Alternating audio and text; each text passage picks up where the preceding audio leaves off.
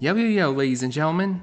Student of pop culture here, along with my sweet beach beauty, the exchange student of pop culture. And today, we're taking a look at the very first issue of Disney Adventures magazine. This is a magazine that has meant so much to me back when I was younger, and this came out in 1990, so I wasn't quite born yet, but I thought the best place to start was the very beginning. So, you excited for this, cutie? Well, I am not used to magazines growing up, so I will just represent those who did not or who wasn't able to see these magazines before. So, if you are new to this channel, then you can check it out and read with us. You've never gotten a magazine through the mail, or at least... No, because back in our country we don't have official mails, something, so we are not used to magazines like this. I mean, I could find it in department stores or whatever, but I did not bought it for myself growing up. Okay.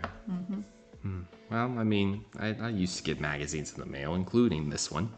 For sure, I've seen your collections like right in front of me. Oh my gosh. Yeah, it's you're a right, lot. you're right. I do have it in front of you right now.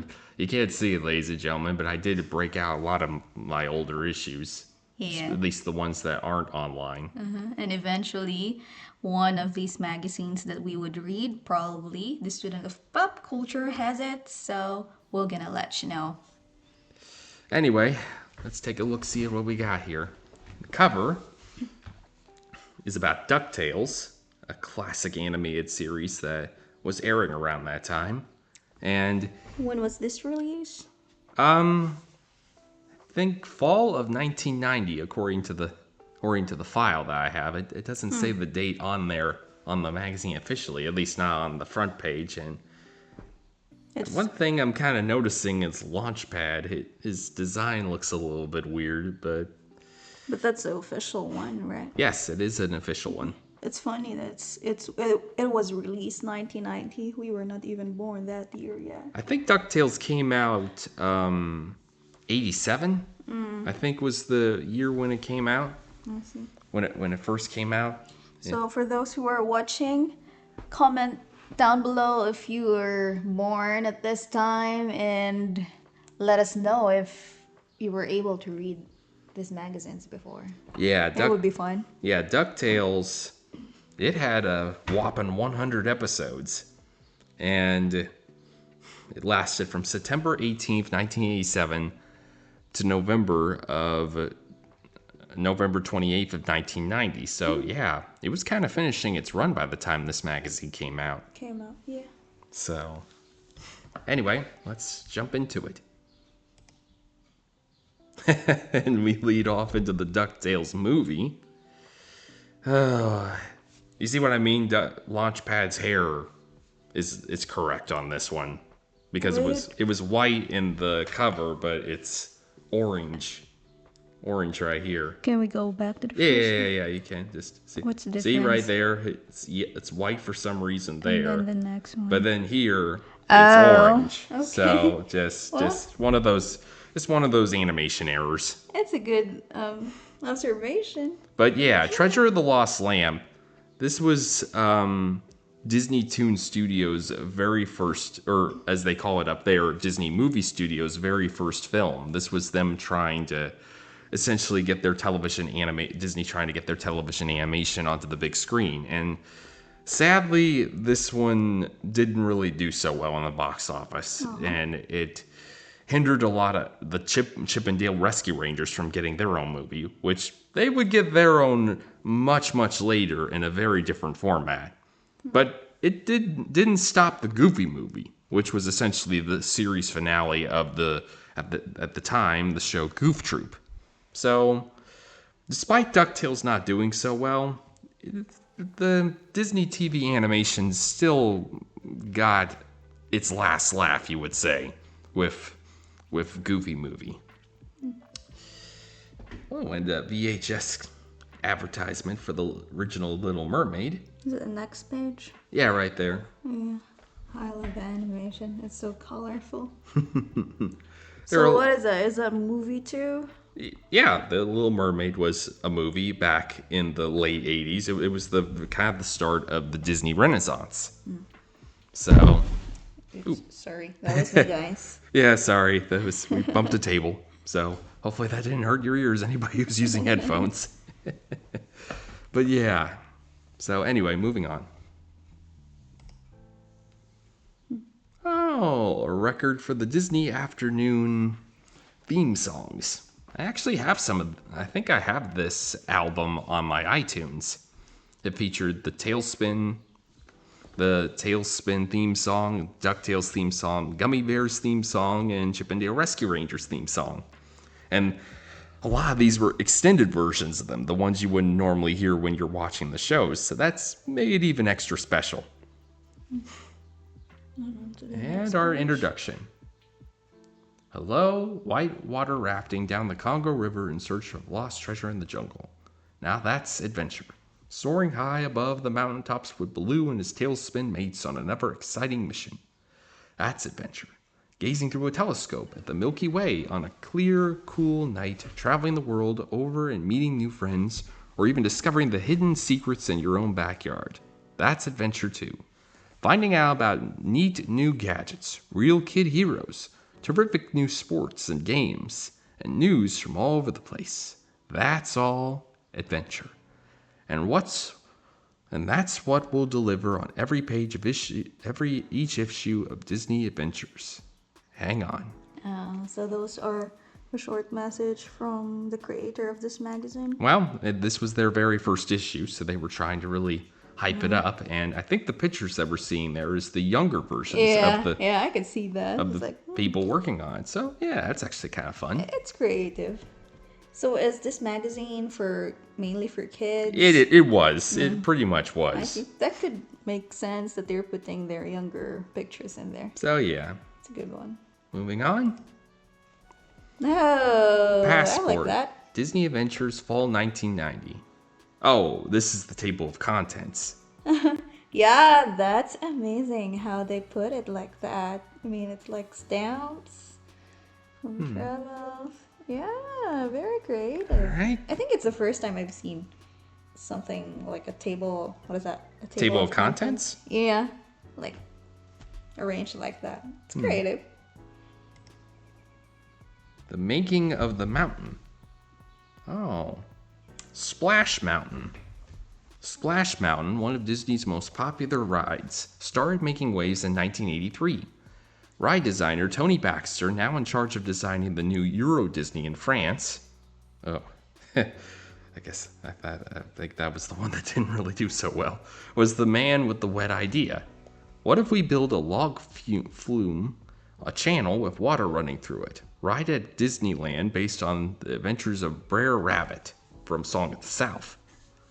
Tony's simple question sent dozens of talented designers, sketch artists, and writers and model builders racing around to create Splash Mountain.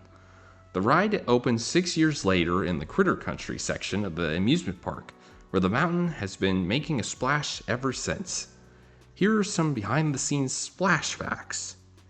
There are 50 hollowed-out logs that hold 7 to 6 passengers each and travel for almost half a mile. Splash Mountain is 12 feet taller from Disneyland's Sleeping Beauty Castle. The ride is constructed entirely out of concrete, even the trees, to resist the harmful effects of the water. And just how much water is this? At any one point per minute, there are 20,000 gallons of water flowing in the ride.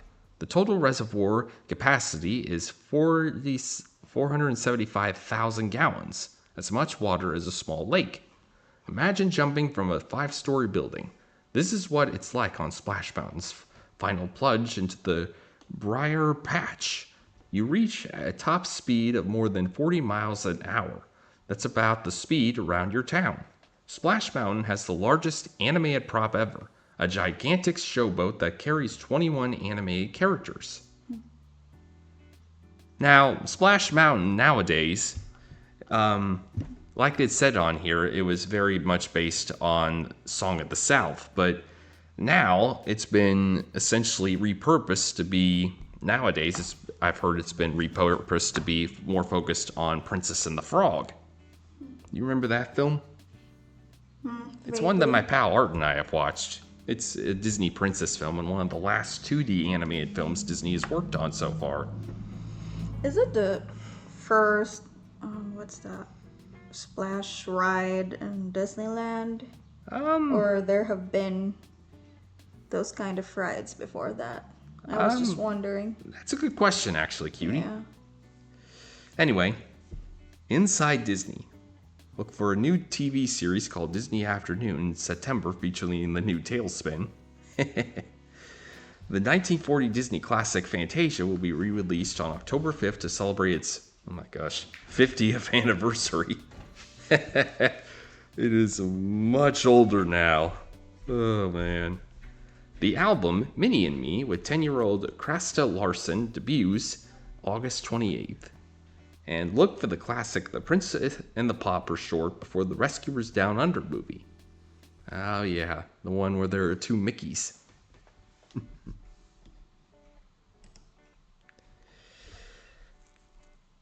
Wait a minute, they already got fan mail?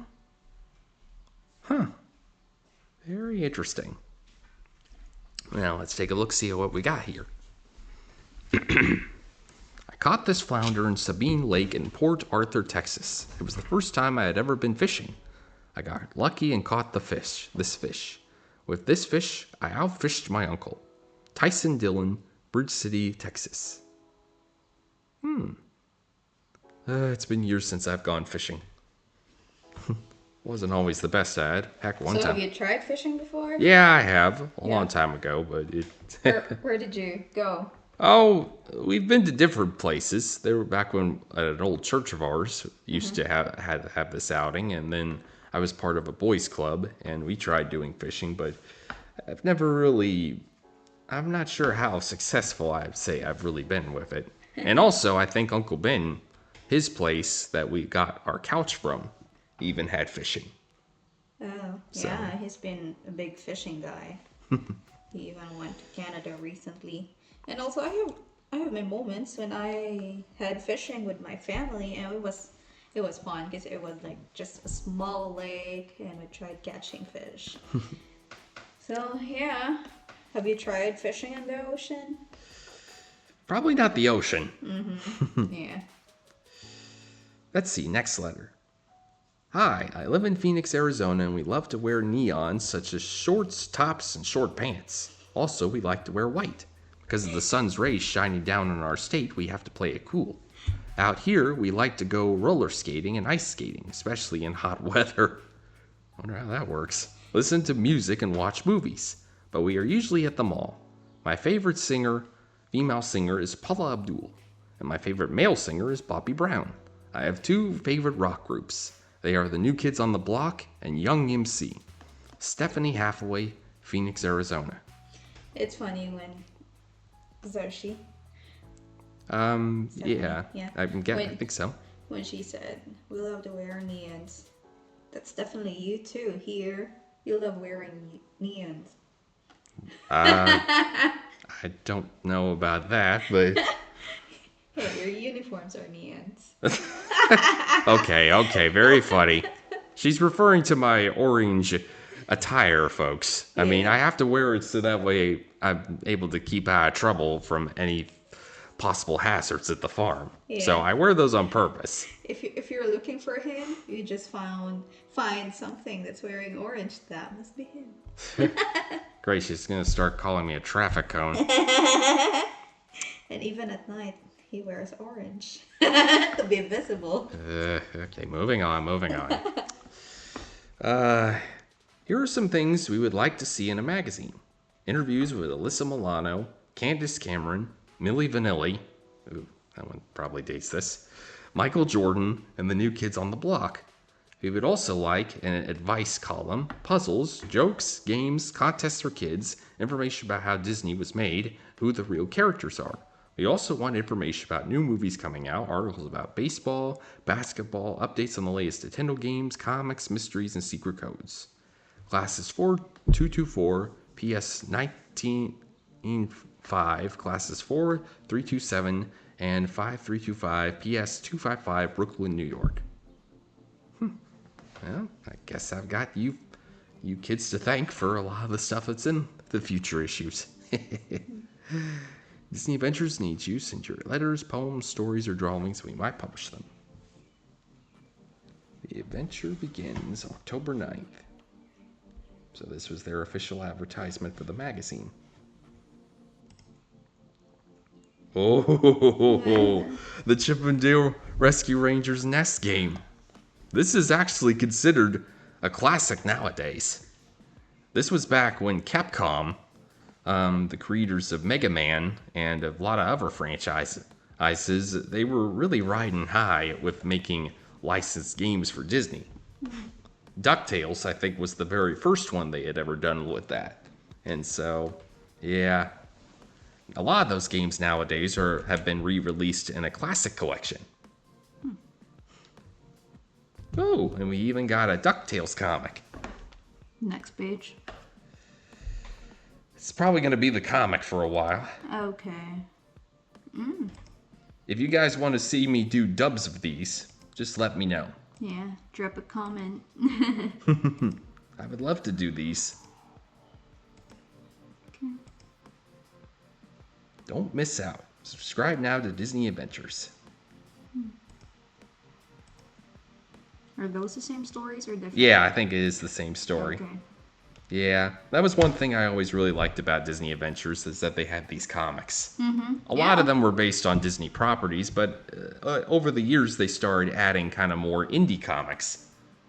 What do you mean by that? Well, just comics that weren't really officially quote-unquote Disney, but kind of their own thing. Oh, so it's like specifically made for this? They can be, but they Magazine were issue? sometimes kind of their own things that got acquired by the magazine. Oh. So, like, for example, Jetpack Pex, it was kind of its own thing, and then it became more well-known for being featured in Disney Adventures. And even Bone, a comic that's probably one of the most well-known indie comics nowadays, it was featured for a short time on this magazine. When you say Bone, it reminded me of a movie, a dog movie. Oh, well, this is very different. Bone Okay. isn't about a dog. Okay, It's fair about these creatures that are essentially as white as a bone. Okay. But hopefully we'll get to that eventually. It's been a franchise I've wanted to investigate more about because I've read some of the comics and there were even attempts to make more media about it because there were like some video games here and there that were made by Telltale back when they were still around, and there was even attempts to make an animated movie, but sadly those always seem to fall. The plans for that always seem to fall through because of creative differences, I think I would say is the best way of putting it. But anyway, I'm getting off topic. Sorry, folks. If I get off topic too much, don't be afraid to tell me. Anyway, Street. What's happening? Rage. Playing pro ball. Your team, your players, here's how. For baseball fans, rotisserie. Baseball is the next best thing to managing a major league team, and right now, this game is hot. In 1980, 11 baseball sportsters in New York City decided to dream up their own make-believe league. Each of them made a list of their favorite players. When baseball season started, they checked the daily box scores and the newspaper to keep track of their players. Sometimes they even traded players or picked new ones. By the end of the season, the person whose team had the highest run score was the champ. The best part, though, was the thrill of seeing how their players did each day. If you like baseball, says one player, you're going to read about it in the newspaper anyway. But when you're in rotisserie, you look at the sports page with more of a purpose. It's like owning a ball club. Today, there are thousands of rotisserie leagues all over the country. You can join your league by looking in the back pages of USA Today or the sports newspaper, The Sporting News. Or you and your friends can start your own league. Rotisserie. I am a chicken. I am a chicken type of guy, so. The same comment. And then when you said pro ball, I was like, does it include pickleball? Aha, wrong sport, cutie. Anyway. Rewind. It bounces higher than a rubber ball. It stretches further than a slingshot. It molds more easily than mashed potatoes. Slime before its time. It's silly putty. The squishy, sticky stuff in the famous plastic egg was created purely by accident. In 1943, an engineer was trying to invent a new kind of rubber and mixed boric acid silicon oil in a test tube. Looking at his crazy mixture, he realized he'd never seen anything like it. The engineer was so excited, he tossed some of it on the floor. To his amazement, it bounced back. What is this, the absent-minded professor? Silly putty was born. Since then, people have always found lots of neat things to do with silly putty, like using it to collect cat fur, or putting it under the leg of a wobbly table. You can even press it against a comic book page, peel it off, and see the image on the silly putty. But no one has ever been able to discover a truly practical use for the stuff, except sell it. Is it slime? I've had silly putty before, but, Silly. well, that's it right there. Let's see. Right where my cursor is. Okay. So, I've seen this stuff before, and I think I've messed with it here and there. Oop. Looks like my music had as a commercial. Oh. Let me just fix that real quick.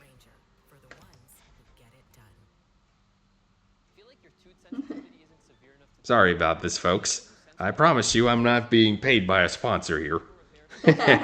I'm not that famous yet. Skip on.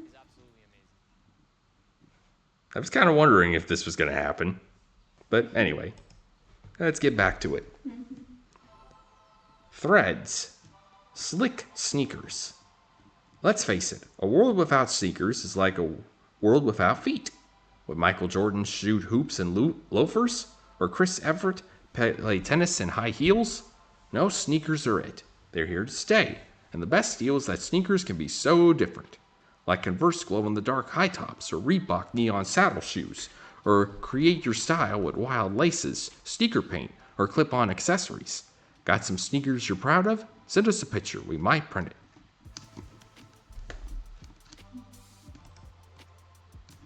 And more sneakers. Take it. Radical dude is Bart Simpson's favorite expression. Matt Groening, who created the oddball cartoon show The Simpsons, named the characters after his own family. C. Thomas Howell is starring in a pilot for a new series called Whip Valentine. Howell describes his character as a young Indiana Jones adventurer. TV kids clubs are the latest craze. Check out the Disney Channel, Nickelodeon, and Fox TV for stickers, magazines, coupons, great prizes. And watch for Martika on TV. She'll be starring in a new Pepsi commercial. Phew. So much news in one setting. Or I don't think I've ever heard of this Whip Valentine thing. I'll need to look into that sometime. Summer birthdays too. Tom Cruise, July 3rd. Fred Savage. Donnie Are they Wahlberg. mentioning artists who has birthday on summers? Yeah, I guess so. Ever since Straight Up took Paula Abdul straight to the top of the charts, everyone's been asking the ex-cheerleader to choreograph their videos. But Paula hasn't had... Oh, I guess it went to another page. Okay, there was the other half. Fred Savage's birthday was July 9th. Donnie Wahlberg, August 17th. And Debbie Gibson, August 31st. Mario. Much time. He's been performing all over the country, hanging out with John Stamos of Full House. She also just released Shut Up and Dance, an album of her favorite songs mixed for great dancing. Shut up and dance? Oh, you know that? Yeah, you can find it on YouTube and play it. That would be the best. An album of her favorite songs remixed for great dancing. Here's a cool new way to listen to music. Get a Switch It, a tiny radio on a string you can wear around your neck. Hats off to singer Debbie Gibson. She owns 100 hats covered with bows and rhinestones. Donnie Wahlberg of the New Kids on the Block just sprained his ankle in a concert in England when he slipped on something that a fan threw on stage. But don't worry, Donnie will be Rock and Rollin' and New Kids on the Block Live in your house. A new special on the Disney Channel in August. Video. If you missed The Little Mermaid, don't go looking under the sea. It's now on sale. Listen closely and you'll recognize Prince Eric's voice. It's Christopher Barnes from the sitcom Day by Day. He was also Spider-Man. He would later become Spider-Man in the Spider-Man 1990s animated series. And the Mickey Mouse Club movie, Just Perfect. Chris's favorite scene was when he had to pretend Prince Eric's ship was sinking. I took a big swig of water and spat it all over, he laughs. Dog lovers should rent K9 or Turner and Hooch. I've actually seen K9. I think that's the Chuck Norris dog film. Haven't seen Turner and Hooch though, but I know it got remade by Disney Plus recently. And that crazy Nintendo spy Mario is out to rescue the princess again in the new Super Mario 3 game. They're calling him a spy? He's a plumber. Okay. Mario. Ooh. Back to the Future is back again. And this time, Michael J. Fox travels to the Wild West. Did you know that Back to the... Yeah. Did you know that Back to the Future 2 and 3 were filmed at the same time on different sets? Oh, nice. Talk about double duty. Cartoons, comics are the latest craze at the movies, and futuristic TV family The Jetsons star in their own movie this summer. Oh yeah, I've seen that one. Madonna fans will love her as Breathless Mahoney and Dick Tracy. Oh, yeah, I've seen that one too. During production, Madonna was also rehearsing for her Blonde Ambition world tour. She gave a private concert for the cast and crew, plus a few stars like Robert Downey Jr., aka Iron Man nowadays. And the Turtles will be back in 1991. They must be talking about Secret of the Ooze. Next issue, don't miss the scoop on Johnny, Winona, and more. Plus, get some great singing tips from the Jacksons' voice coach. Up, another comic. This time about Chip and Dale. Like I said before, you guys, if you want to hear me do my own readings of these comics, please let me know. I would love to really stretch out my acting and voice acting chops with this. Backpack, a guide to the world, Globe. Now here's a story that will help you keep your word. The town of Hamelin, Germany didn't, and they paid it for it big time. Every Sunday from May 13th through September 16th, a crowd gathers at noon to celebrate the story of the Pied Piper. Have you ever heard of this story, Cutie? Now, hopefully this will help give you a little info about that. The kids dress up as mice and follow the Piper to reenact the story. It happened in 1376. A strange man arrived in Hamelin, which had been overrun by thousands of rats. He struck a deal with the town. He would get rid of the rats for 100 gold pieces. The town eagerly agreed. The man started playing his pipe. As his haunting tune filled the air, rats scurried out of their hiding places and followed him through the streets and straight into the river, where they drowned. Not a single rat was left, but the town refused to give the piper his fee. Later that summer, the townspeople heard a tune that made them shiver. The strange man had returned in disguise, began playing his pipe. Suddenly, every child in Hamelin came running and followed the Pied Piper as he walked out of town, and they never came back. Yeah. Is that a popular story before? It's a story I've read before. I remember reading it in school, and there have even been adaptations of it here and there. Like, two in particular that are animated that I've experienced was, believe it or not, Charlie Brown did their own version of it called It's the Pied Piper Charlie Brown, where Snoopy is the Piper.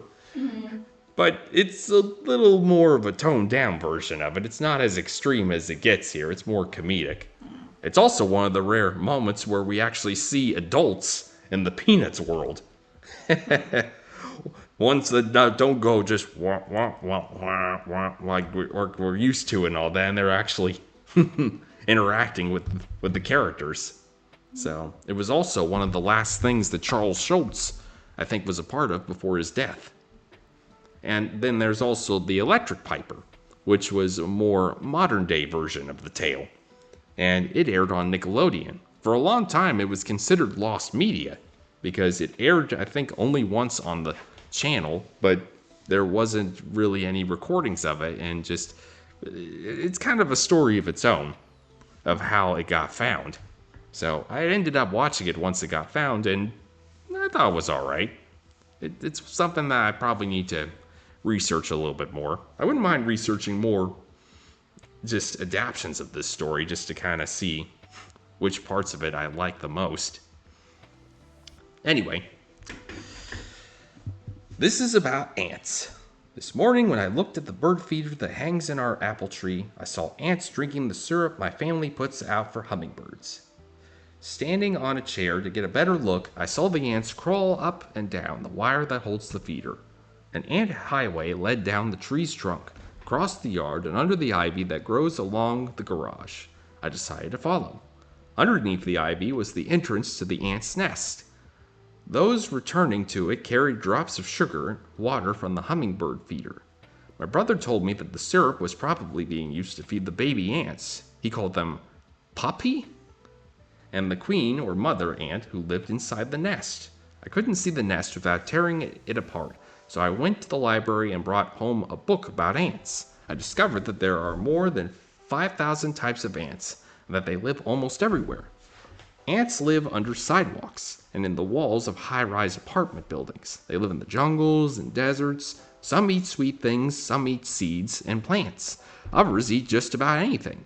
Some ants cultivate fungus stuff that grows on plants that they use for food. There are even ants that eat the nectar they milk from the small insects my mother says are always eating her roses. Ants are social insects. This means they must work together to survive, and each one has a job to do. 3 types of ants live in the ant city, or colony as it's called. The queen lays the eggs that become, next page, ant population. The workers tend the babies and the queen, providing them with the food and protection. Male ants mate with the queen so that her eggs are fertilized and will hatch. Ant colonies are filled with hundreds of tunnels that lead to chambers where the young ants and the queen are tended and where the food is stored. I'm going to collect ants carefully because some bite and put them in a jar so I can watch them build their city. The ant book showed me how to do this, and here's what I need. A glass jar, a piece of screen or netting to cover it, some crumbly dirt they can live in, a piece of sponge that's moistened with water for the ants to drink, small pieces of apple for them to eat. After they've built their colony, I think I'll let them go.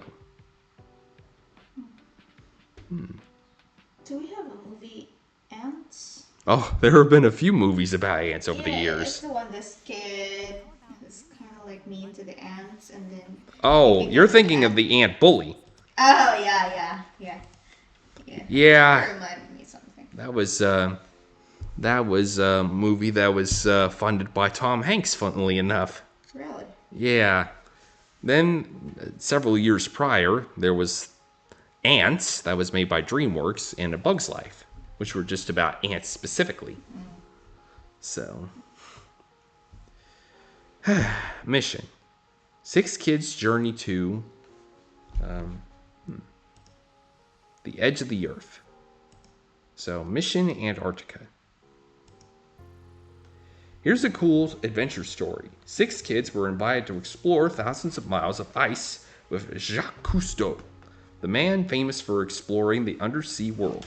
On January 3rd, 1990, Geronimo Bruna from Chile, South America, Corey Gilmer from the United States, Oko Joseph Shio from Tanzania, Africa, Kelly Matheson from Australia, Fumiko Matsumoto from Japan, Asia, and Elise Otzenberger from France, Europe, boarded the ship Erebus for a 3-day voyage across the dangerous waters of Drake Passage to Antarctica.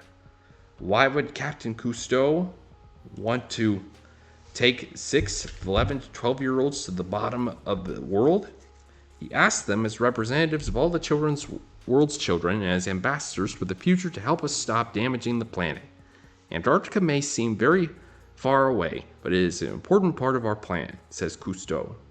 This continent acts as the world's air conditioner.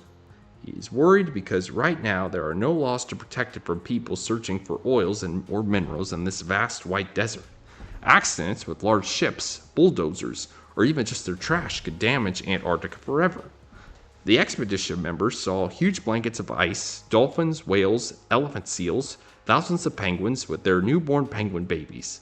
After drawing straws, Kelly and Oko became the first kids ever to sleep overnight in an ice house with the 6 adventurers built themselves. They weren't cold, but all night we could hear the ice cracking and falling like thunder in the water, according to Kelly Matheson. Pretty neat. All this talk about saving our planet, here's what you can do. Everywhere we look, there's garbage piling up. Our skies are smoggy. Our animals are dying. It may not even be safe to drink our water. Most kids say, yeah, but what can I do about this? Well, according to John Javan of the Earthworks Group, there are 50 simple things kids can do to save the Earth. This also happens to be the title of a book he's just written. Here are 3 of his suggestions. Adopt an endangered animal. No, this doesn't mean bringing a wild animal into your house. Right now, many zoos are busy creating habitats for endangered species resemble homes in the wild. This is very expensive. So many zoos have some kind of adopt an animal program to help pay for it. Call your local zoo to find out how to get involved. Then you and your friends can put money together and help save an animal. Recycle. Hold that soft drink. Americans throw away almost 4 million aluminum cans every hour. And that's only part of the millions of tons of garbage we produce every year. Most trash can be recycled, but is it? How can you help?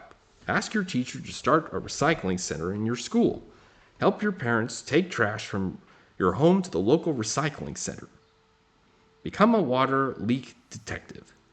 Can brushing your teeth be bad? Yes, if you leave the water running when you polish your pearly whites. Leaving the faucet on for just 2 minutes wastes 3 to 5 gallons of water. That's like dumping water out of 4 big milk cartons. Run your faucet only when you need it. You can save even more water by doing a little detective work around the house. First, find out where your water meter is.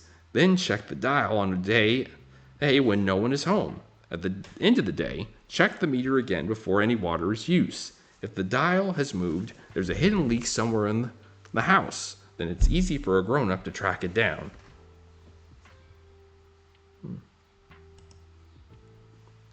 Oh, we even have some examples here. Billions of gallons of water are wasted every year. Run your faucet only when you need it. Yeah. Americans throw away almost 4 million.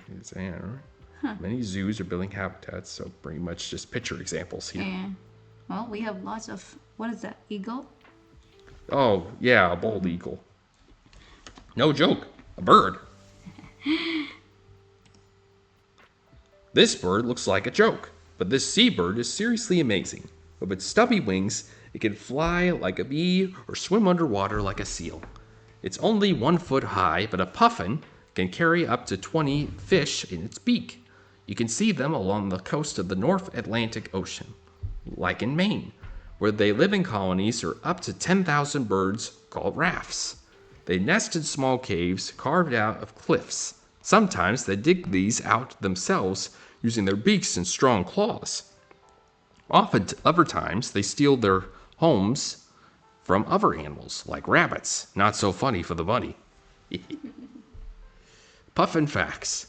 During breeding season, the puffin feet turn from yellow to red, and its beak becomes enlarged, colorful. This helps the puffin attract a mate.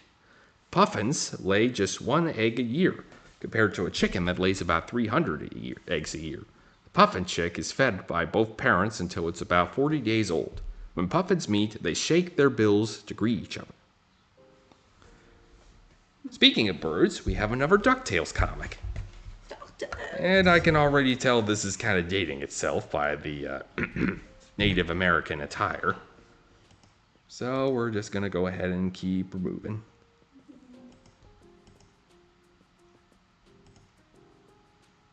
Okay. Face, meet people to meet. Amazing Ashley. Major magical dude. There's nothing up Amazing Ashley Adams' sleeve, except maybe a dove named Merlin, or a very long silk scarf, or a metal ring or two. This guy is one major magical dude. At age 12, he's the youngest member of the Fort Worth, Texas Magicians Club. Recently, Ashley won the 1990 Al Luvis Award for Most Promising Young Magician. What's his secret? Magicians never tell their secrets, Ashley says, but he will admit that practice makes magic as perfect as it ever will be. Ashley performs at least once a week for audiences that range from 25 to 300 people. Sometimes he performs for charity, other times for money. He's saving up to buy a stereo and hopes to put enough away for college. Ashley can be a jokester. At school dances, he'll perform coin trips and return watches that mysteriously disappear. He also teases his grandmother by making her pencils vanish, then finding them where she least expects them, like behind her ear. What's the coolest thing about being a magician? Watching the audience react to my tricks, Ashley says. When it's right, you feel magical. You can even fool yourself. Snapshot. Okay, this is one of those that's kind of on 2 pages. New York City, hardball, handball, shooting hoop with your buddies, playing trombone in the school, starting a club with your neighborhood pals, whatever kind of hanging out you're up to, we want to know. Breaking the piñata in Los Feliz, California. If you have a fun photo you want us to print. Okay, so random pictures. Profile, Sky King. Every day, twice a day, we see Commander Chuck zip past our high-rise windows in his big yellow helicopter, reporting on Los Angeles traffic.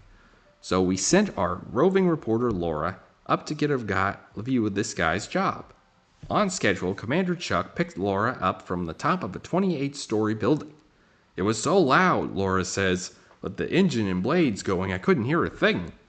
Chuck plugged Laura into some earphones, and they talked by pressing on a floor pedal on the floor and speaking into a microphone. This was the same microphone Chuck used to give his traffic reports to the radio station. Laura says she had to be careful not to talk while he was live on air, or else her voice would have been heard by billions of people.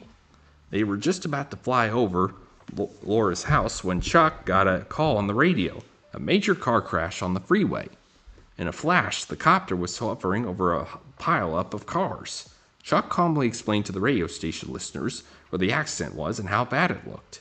He also told them just how long the cars behind the accident could expect to be stuck in traffic. Chuck says his job does get scary at times, especially when it's foggy out and my visibility is low, he says. And that's when people need traffic reports the most. So he painted his chopper bright yellow and red and is always on alert for mid-air collisions. When Laura was finally back on the ground, it took her hours to get rid of her chopper legs. My legs felt like they were still vibrating from the ride. But the worst part, I drove away in my car and got stuck in traffic. So she tuned into Commander Chuck to find out why. Sounds like me after I've been mowing. Mm-hmm. We have the technology to give you the adventure prize of a lifetime. Look for ways to win this fall in Disney Adventures.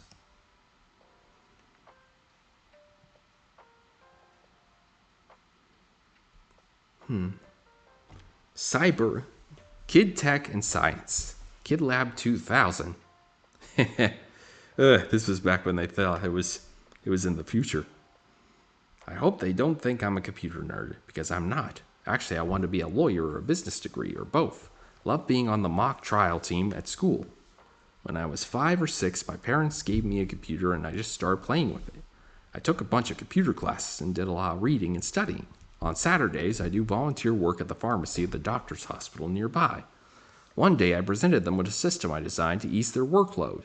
They loved it. Pretty soon, different doctors asked me to write programs for them, so I started my own computer consulting business. Now I charge $20 an hour. But if they want my services, they have to pick me up and drop me off because I'm not allowed to drive yet, which is a big drag. Besides, my consulting business, I work at a computer store and I announce all the sporting events at Poly High. Also manage the school's basketball team and sing in the church choir. Do I have a girlfriend? Give me a break. Give me a break. Well, excuse you, Doc. By Christopher Lees.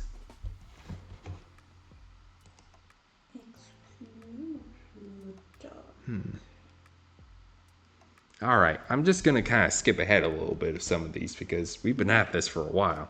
Yeah, that's how many pages do you have? It's 132. I'm on page 81 right now. Or no, 79. Yeah.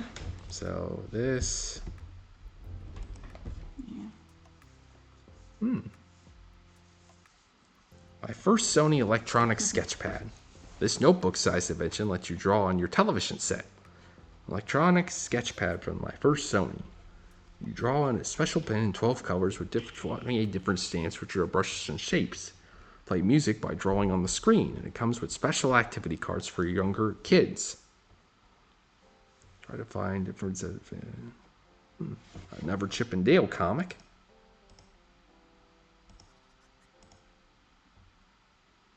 Impulse Action Guide. Oh, this is about kids' gymnastics. This is reminding me I need to watch Metalist someday. Mr. Trucks. Ooh, skateboards. Ooh, a Tailspin comic. Oh, Baloo's fur looks a little bit off, though.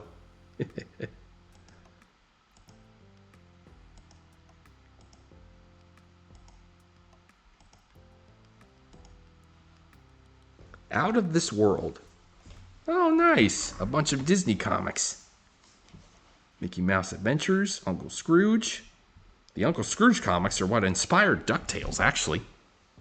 On there, Scrooge's personality is a little bit different.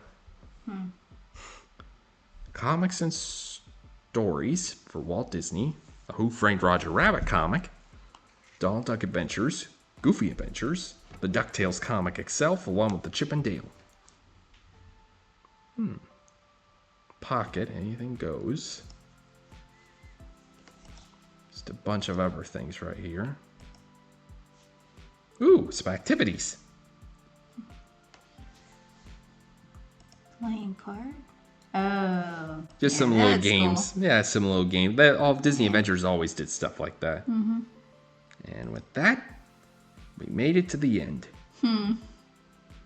Along with the Disney Afternoon is the final part. Well, there you have it, ladies and gentlemen.